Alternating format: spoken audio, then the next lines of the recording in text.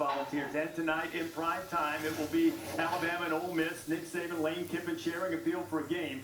For the first time since the 2016 college football playoff win over Washington, it was euphemistically described as a parting of the ways, mutual agreement, they said. Boy, Lane Kiffin transformed the Alabama offense, laid the groundwork for the Tua era. Saban removed the radioactive label from Kiffin as a head coaching candidate.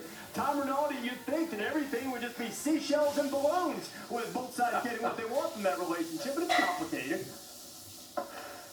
Not exactly a relationship filled with rainbows and butterflies, Reese, but it is a reunion a lot of people have been looking forward to since Kiffin was hired by Ole Miss last December. That reunion is here. Kiffin offered his perspective on his old boss, everything from pokes to praise, but it's complicated.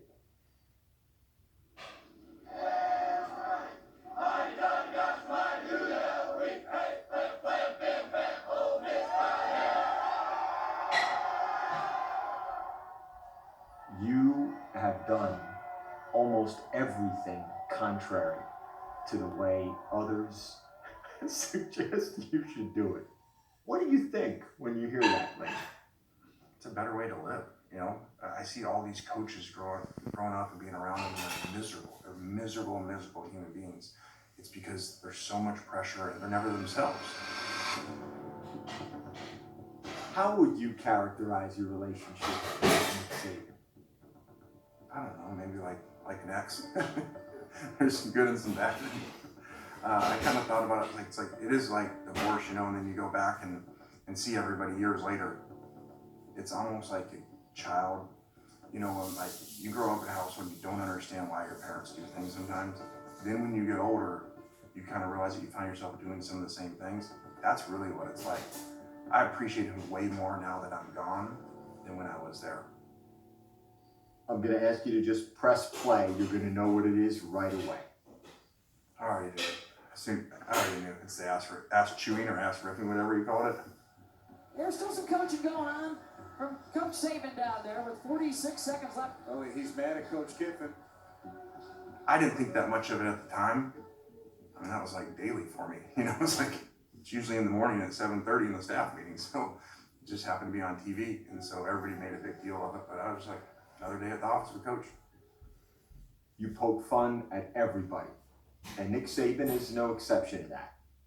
And one of the venues you do it is social media. Here are some tweets. What does that say? I don't yell at my assistants. This one is good. I don't yell at my assistants very much at all. I said, are these real quotes? I don't get upset at my coaches much. We tell our players to control their emotions during the game because when emotions go up, decision making goes down. ... Roll Tide roll. Excellent. Jeans I gave to him. He would not be rocking those jeans. I don't do these as much anymore. More busy in the SEC. I have more time in Conference USA. Where do you think you'd be if you hadn't spent the 3 seasons at Bama? Yeah, I wouldn't be here. The phone wasn't ringing. You just can't coach.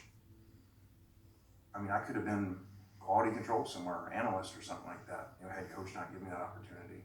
What do you expect it to be like when the two of you see each other pregame? It'll be fine. I actually sent him a long text, which obviously didn't respond. But when I got the job, I sent him a long text, a very grateful text to him. What would it mean to beat him? It's not that, and I know you're not going to believe me. It's really not. If you were to win this, you're beating Bama. This is you playing him. No, it's not. We had a lot better chance if I was playing him. He just had hip surgery, so I think he'd struggle covering me. Kiffin also said this week, I'm really worried about Coach. He's elderly now. When that was passed on to Saban, he responded by saying he couldn't disagree, but saying, I wonder what he's going to do when he's my age. Saban is 68. There's a lot of layers, as we've said, Reese, but there'll certainly be a lot of eyes on the interaction between the two of them when they meet pregame.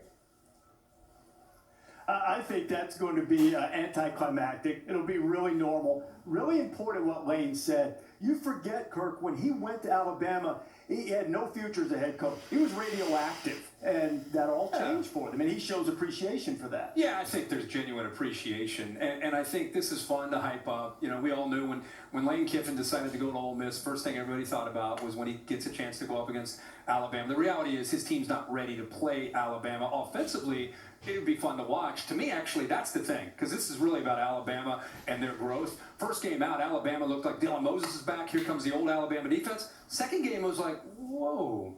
There's some miscues here. They're not in position. They're not as gap sound. So I think now you get Ole Miss and all that firepower. So to me, really, Pat, I look at this as it's not just Saban against Lane. It's really, is Alabama's defense ready to go back to the drawing board after not having a great week last week against a better, more high-powered offense in Ole Miss?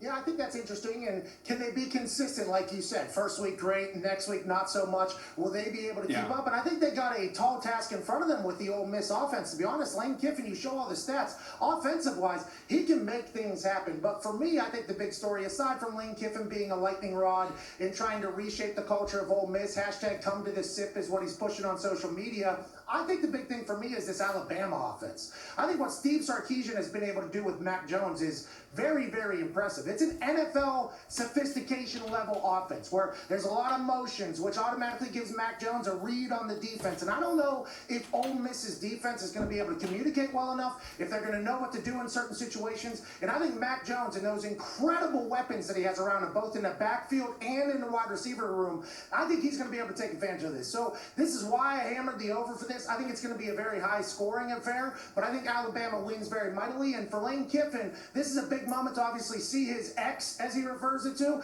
but also put on a show for his ex and let him know the offense is still there. Coach Corso, you're a living legend. I can't wait to hear your thoughts on this.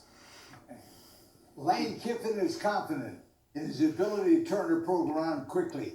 He took FAU from 3-9 to 11-3 in his first year. Nick Saban is confident in his ability to win games, period. Nick Saban has 245 college wins and 6 national titles. Hello, sweetheart. That's pretty good. And 92 straight wins against unranked opponents. It's going to end someday. Maybe not today. Not today. Maybe not. But someday. College game day will roll on. Going to visit with Sam Ehlinger, the Texas quarterback, before they play against Oklahoma and take you on the field as we get ready for kickoffs.